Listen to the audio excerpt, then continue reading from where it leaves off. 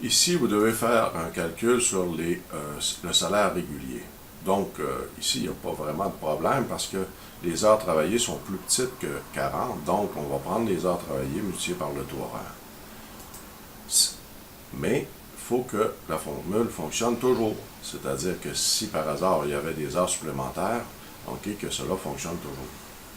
Donc, pour mieux travailler, on en a un ici qui travaille avec des heures supplémentaires. C'est le Robert De Niro qui porte le numéro 1389. Donc, si je mets 1389 ici et que je copie la formule ici, on emporte Robert, c'est parfait. Ok, c'est parfait. C'est parfait. Donc, juste pour bien comprendre, ok, on va visualiser si effectivement il y aura un salaire, comment calculer le salaire régulier. Dans le cas qui m'intéresse ici, on va dire l'information, comment la traiter. Donc, on va remonter un petit peu pour mieux voir nos chiffres. Donc, si D6 est plus petit que G2, c'est le cas. 23, c'est plus petit que 40. Donc, je prends 23, D6, je le multiplie par son taux horaire de C6. Sinon, c'est pas le cas. Donc, si c'est pas le cas, ben là, ok, c'est un peu dans la situation qu'on a ici.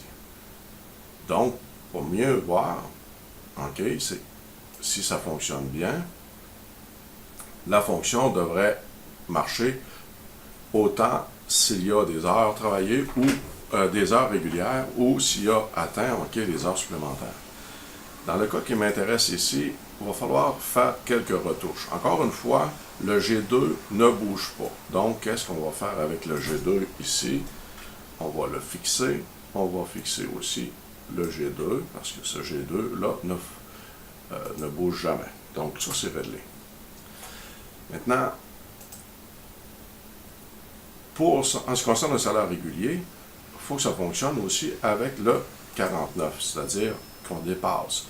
Donc, ici, dans le cas qui m'intéresse, ça va être faux. Okay? Et donc, il ne devra pas prendre 49 heures multipliées par 28, mais 40 heures multipliées par 28, parce que les 9 heures vont être du temps supplémentaire. Donc, on va voir si cela fonctionne. On copie la formule. On a 1620. Donc, on voit que la cellule va prendre le D8. Ce n'est pas le cas. Okay? Ce n'est pas plus petit. Donc, il va faire le faux, qui va prendre simplement le G2 multiplié par quoi? Le C8. Donc, ma fonctionnalité va très bien travailler. Les heures supplémentaires, ici, c'est le même principe. Vous allez avoir à faire une fonction ci qui va calculer le nombre d'heures supplémentaires. Ça va être plus facile un petit peu. Pourquoi? Parce que, ok, vous allez avoir à établir tout simplement, la condition va être la suivante. Ça va être égal si l'information qu'il y a là, encore une fois, est plus petite que ça. S'il n'y a pas d'heures supplémentaires, donc ça va être 0. Sinon, si c'est pas vrai, si c'est plus grand, les heures supplémentaires vont se calculer en faisant tout simplement le G2 ici, moins quoi? OK, les heures, OK, le G2 moins les heures travaillées. Point virgule. Donc, comme on peut voir, il n'y a pas d'heure de supplémentaire de calculer ici. En recopiant la formule, on devrait avoir apparaître, OK, des heures supplémentaires. Là, je m'aperçois, OK, que j'ai un petit problème, OK, avec ma formule, elle ne fonctionne pas bien. On va vérifier ensemble, OK, qu'est-ce qu'il y en a. Si D6, première chose, OK, on devrait figer, OK, le G2 ici, et on devrait figer le G2 aussi ici. OK, donc, on a figé, on recopie, on essaie. Oups, on a un petit problème, on a moins 9, on devra obtenir 9. C'est tout simplement qu'on a une petite erreur dans notre formule. Donc, on dit si D6 plus petit que G2, il n'y aura pas de supplémentaire. Sinon, ici c'est l'inverse. On va faire D6 le nombre d'heures travaillées, moins quoi? Moins G2, qu'on va prendre soin aussi de faire quoi? De figer complètement. On essaie de copier la formule. Merveilleux, ça fonctionne. Donc, la formule C va être plus simple ici un peu que celle-là, mais ça va nous permettre de dégager le nombre d'heures supplémentaires. C'est à vous maintenant, OK, de travailler avec le reste. OK, je pense que vous avez pas mal les informations qu'il vous faut. Vous allez avoir un calcul à faire ici, une recherche des taux d'imposition. Vous avez aussi la possibilité de égal aujourd'hui, c'est une fonctionnalité Excel qui nous permet de aujourd'hui d'obtenir la date du système. Ici, on est le 19 novembre, mais quand vous ouvrez le fichier, peut-être que ça va changer pour vous autres. Prenez soin, OK, de mettre en format vos cellules. Vous voulez faire un calcul ici d'additionner 7, OK, au nombre, à la date. Et vous allez avoir aussi, faites attention à insérer des colonnes. Donc, vous allez avoir le taux d'imposition, mais vous allez devoir faire un calcul ici. Donc, pour insérer des colonnes, c'est simple. Vous vous placez sur la colonne, insérez. Vous vous placez sur la colonne et aussi insérer. OK? Donc, vous allez être capable d'insérer de nouvelles colonnes pour mettre vos informations. Ne vous attardez pas à la présentation.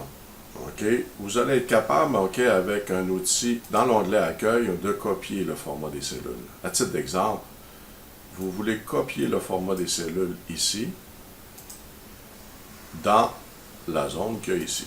Automatiquement, vous allez voir, OK, que tous les formats vont revenir apparaître correctement. Donc, si je recommence, je peux reproduire la mise en forme, je clique, et automatiquement la mise en forme va se reproduire. Donc, attendez en dernier lieu pour faire le travail de mise en forme. Lorsque vous obtenez des données, ici au niveau de des informations que vous avez ici, vous vous souvenez, c'est en la mise en format des données que vous pouvez le faire. Vous avez un outil ici de mise en forme des données qui vous permet, OK, de mettre en forme, OK, les données reliées à la présentation comme vous la voulez. Donc, de choisir un masque de présentation. Il y a peut-être d'autres règles qui peuvent varier, là, mais c'est pas ça qui est important pour l'instant, mais c'est tout simplement de mettre en forme, OK, les informations. De plus, petite fonctionnalité, vous allez devoir la moyenne, le plus haut, le plus bas, les choses que vous retrouvez, OK, dans le tableau ici.